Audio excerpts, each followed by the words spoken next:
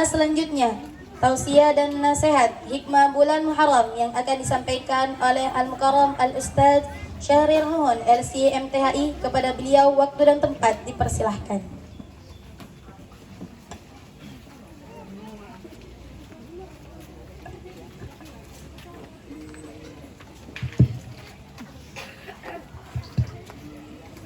Bismillahirrahmanirrahim. Assalamualaikum warahmatullahi wabarakatuh.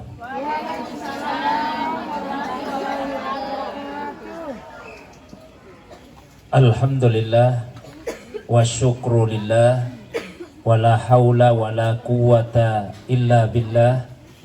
Wassalatu wassalamu ala rasulillah nabiyihil mustafa wa ala alihi wa ashabihi wa mawala, amma ba'du. Yang saya hormati, yang saya muliakan Bu Ibu dari Yayasan Ummahatil Mukminin dan juga pengasuh Rumah Tahfiz ya, Hafizah, para pembina yang semoga senantiasa dimuliakan oleh Allah Subhanahu wa taala. Bapak Ibu, para undangan, anak-anakku sekalian, santriwati dan semua yang sempat hadir pada malam hari ini, yang semoga kita semua disayangi dan dilindungi oleh Allah Subhanahu wa taala. Alhamdulillah, segala puji tentunya hanyalah miliknya Allah. Dialah Allah yang Maha Pengasih, Maha Penyayang. Allah yang mencipta, menjaga, memelihara seluruh alam semesta. Hanya kepadanya kita semua beribadah dan hanya kepadanya kita semua beristighfar. Salawat dan salam penghormatan semoga tertuju kepada kekasih kita Rasulullah Muhammad sallallahu alaihi wasallam. Begitu pula kepada keluarga beliau, para sahabat dan pengikutnya. Beliaulah Nabi yang diutus oleh Allah Subhanahu wa taala untuk menjadi rahmat bagi seluruh alam semesta. Bapak Ibu hadirin, anak-anakku sekalian yang semoga kita semua dimuliakan oleh Allah Subhanahu wa taala. Sudah menjadi satu sunnatullah bahwa Allah mengistimewakan waktu-waktu tertentu atas waktu yang lain. Allah mengistimewakan bulan-bulan tertentu atas bulan yang lain. Allah mengistimewakan hari-hari tertentu atas hari-hari yang lain. Salah satu hari yang diistimewakan di dalam agama kita yaitu hari ke-10 dari bulan Muharram. Hari ke-10 bahasa Arabnya Al-Ashir. Kemudian dari kata Al-Ashir itu muncullah kata Asyurah untuk menunjukkan keistimewaannya. Ya, jadi Asyura maknanya adalah hari ke-10 dari bulan Muharram. Ya. Muharram secara umum merupakan satu bulan yang istimewa. Inilah satu-satunya bulan yang namanya baru dikenal setelah kedatangan Islam. Kalau 11 bulan yang lain itu namanya sudah dikenal sejak masa kakek kelima.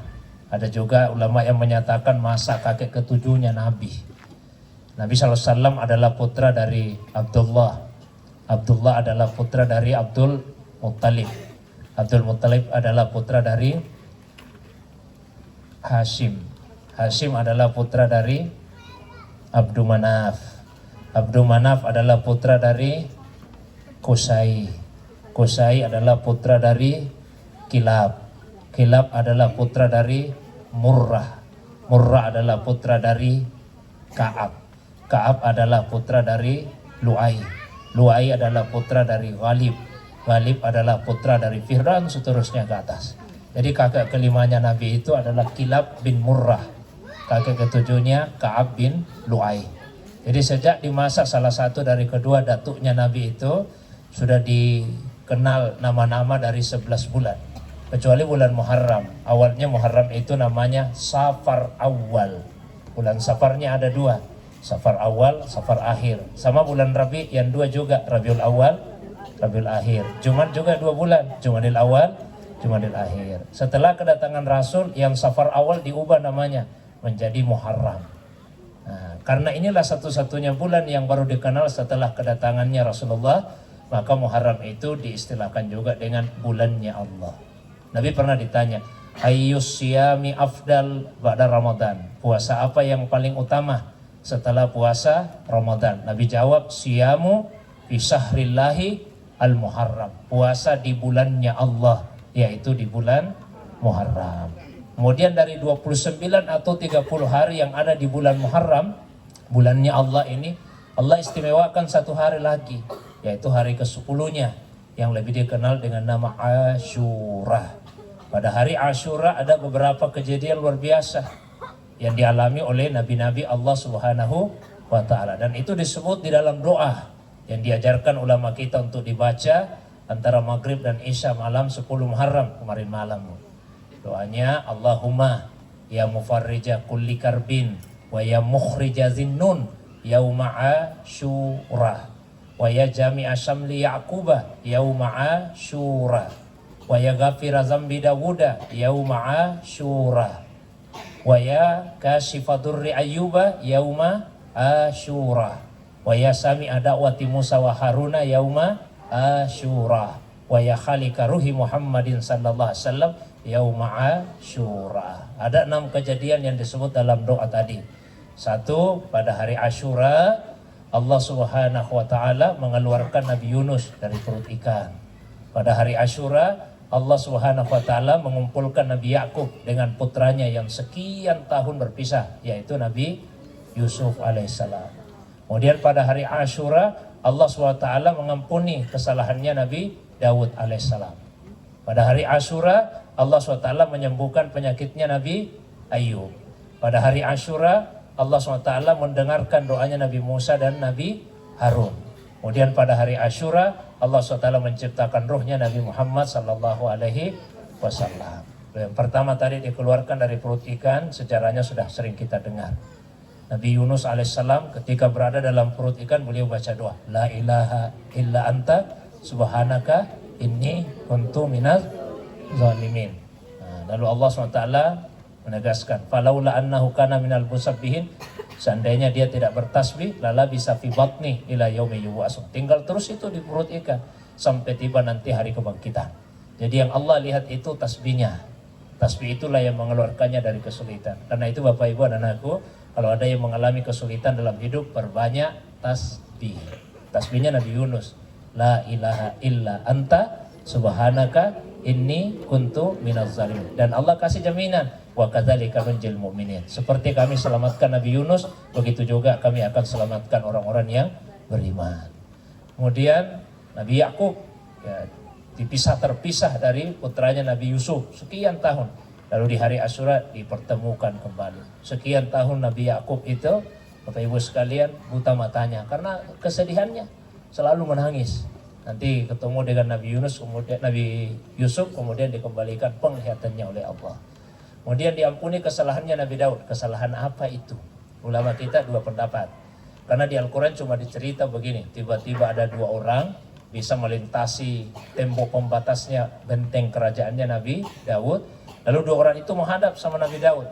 Nabi Daud awalnya heran, kok bisa tiba-tiba ada 2 orang yang muncul ini? Nah, ketat sekali pengawasan.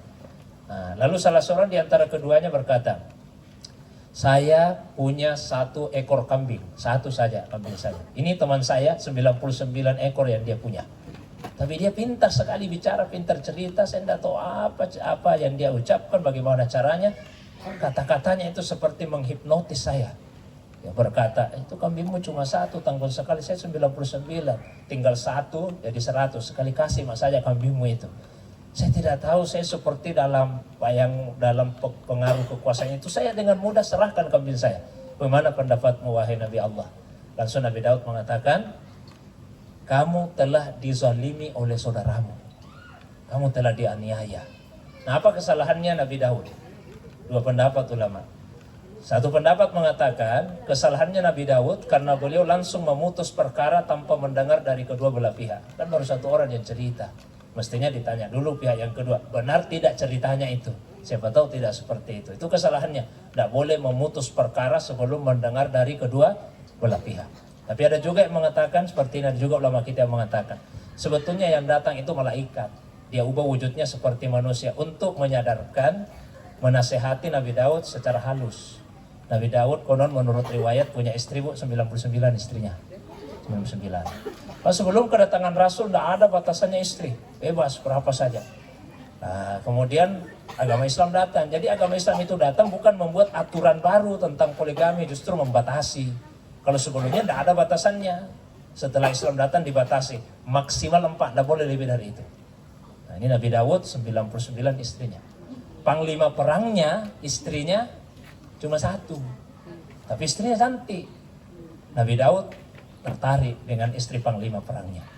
Akhirnya diutus panglima perangnya itu pergi berperang dengan harapan mudah-mudahan meninggal istrinya. Dari janda bisa dia nikahi.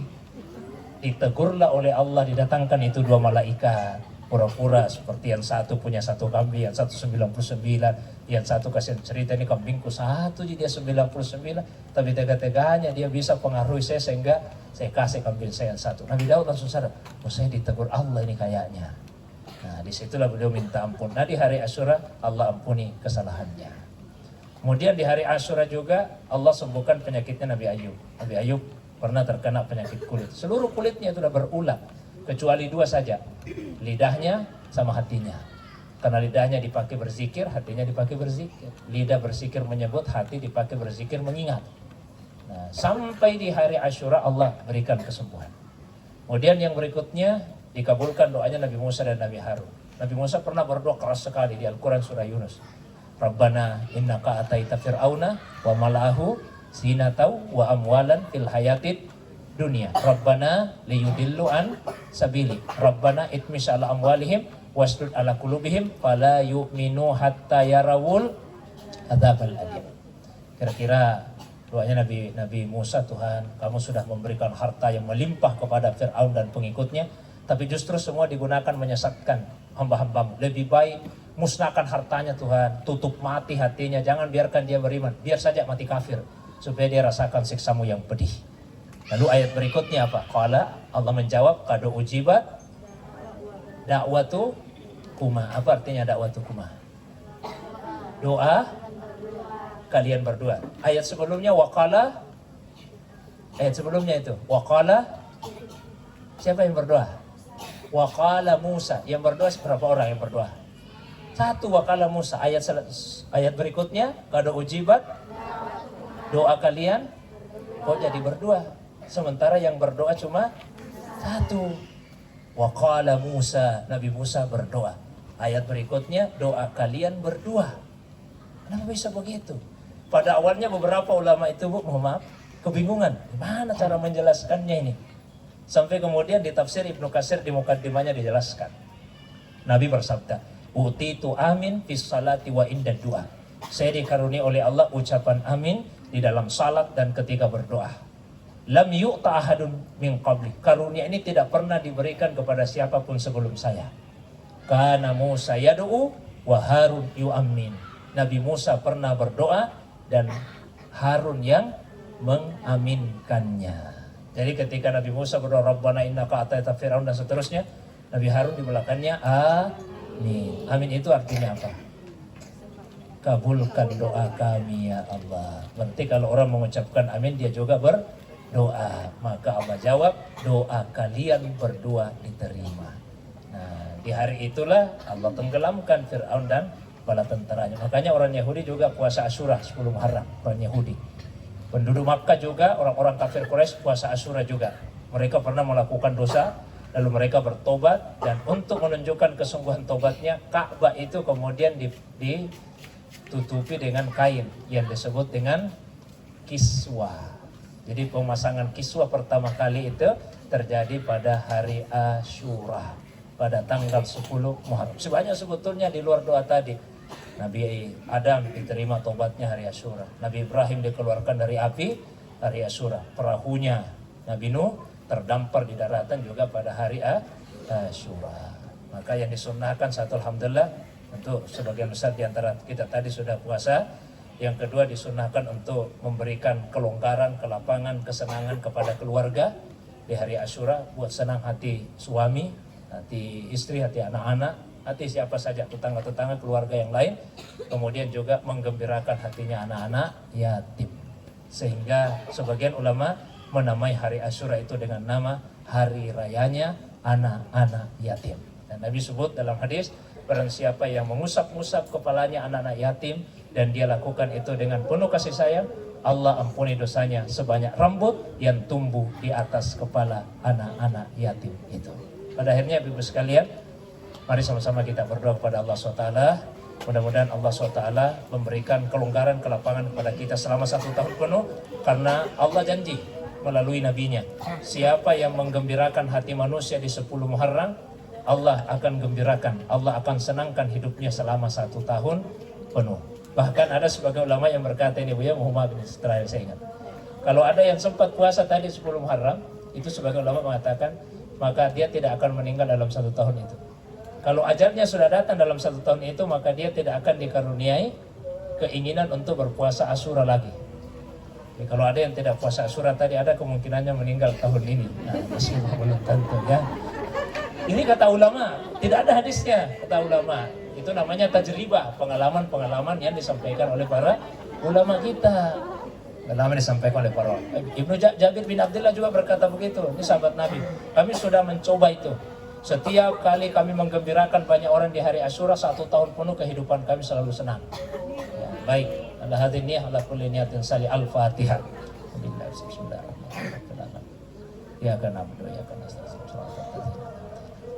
Amin. Alhamdulillah rabbil alamin, hamdan naimin, hamdan syakirin, hamdan hamidin, hamdan yuwafi kafi mazidah.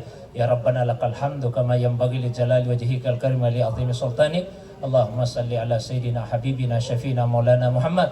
Allahumma salli wa sallim wa barik alaihi. Allahumma ya mufarrijah kulli karbin wa ya mukhrija dhinnuni yawma Asyura wa ya jami'a syamli yaquba yawma Asyura wa ya kashifa dhurri ayyuba yawma Asyura wa ya ghafira zambi Dawuda yawma Asyura wa ya sami'a da'wati Musa Haruna yawma Asyura wa ya khaliqa ruhi Muhammadin sallallahu alaihi wasallam yawma Asyura. Ya rahmanad dunya wal akhirah wa atil a'marana fi ta'atika wa mahabbatika wa ridhaka. Ya Allah ya Tuhan kami, wahai Zat yang mengeluarkan manusia dari seluruh kesulitan hidup, sebagaimana telah mengeluarkan Nabi Yunus dari perut ikan, sebagaimana telah mengumpulkan Nabi Yakub dengan putranya Nabi Yusuf pada hari Asyura, mengampuni kesalahan Nabi Dawud pada hari Asyura, menyembuhkan penyakitnya Nabi Ayub pada hari Asyura, mengabulkan doa Nabi Musa dan Nabi Harun pada hari Asyura, menciptakan ruh Nabi Muhammad SAW pada hari Asyura. Ya Allah yang Maha Penyayang di dunia dan di langit, di dunia dan di hari kemudian, di bumi dan di langit, hidupkanlah kami ya Allah dalam keadaan mencintaimu, senantiasa mencari keridhaan-Mu ya Allah dan mentaati-Mu. Ya Allah ya Tuhan kami, lindungilah kami ya Allah dari segala macam bara bahaya. Angkatlah dari kami semua penderitaan, kesusahan dan kesedihan ya Allah. Allahumma nas'aluka salamatan fid din wa afiatan fil jasad wa ziyadatan fil ilmi wa barakatan fil rizqi wa taubatan qabla al-maut wa rahmatan indal maut wa firatan ba'dal maut. Rabbana waghfir lana wa liwalidaina warhamhuma kama rabbayana shighara. Tuhan kami, ampuni dosa kedua orang tua kami, ampuni dosa ibu yang telah mengandung, melahirkan dan menyusui kami, ampuni dosa ibu bapak kami ya Allah yang telah merawat, mengasuh, membesarkan, mendidik dan mendoakan kami sehingga kami bisa seperti sekarang ini. Sayangi ibu bapak kami ya Allah, karena mereka berdua telah sangat menyayangi kami, terutama ketika kami masih kecil. Orang tua kami yang masih hidup, jaga kesehatannya ya Allah. Yang saat ini dalam keadaan sakit, berikan kesembuhan ya Allah.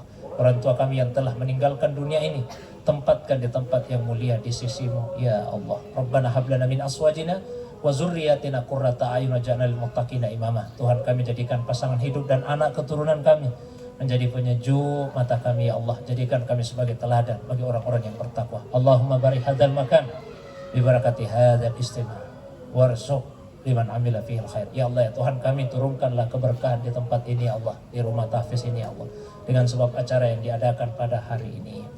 Jadikanlah setiap orang yang datang di tempat yang menjadi sebab pertambahan rezeki bagi siapapun yang telah ikut berkontribusi untuk pembangunan rumah tahfiz ini ya Allah. Dan jadikan setiap orang yang meninggalkan tempat ini dalam keadaan ridho hatinya, menjadi sebab digugurkannya dosa-dosa kami. Ya Allah, catatlah apa yang kami lakukan pada hari ini sebagai pemberat timbangan amal kebaikan kami di hari kemudian kelak. Rabbana atina fid dunya hasanah wa fil akhirati hasanah wa qina adzabannar. Subhanaka rabbil izzati amma yasifun wa salamun alal mursalin wa akhiru da'wana anil hamdulillahi rabbil alamin. Demikian, assalamualaikum warahmatullahi wabarakatuh.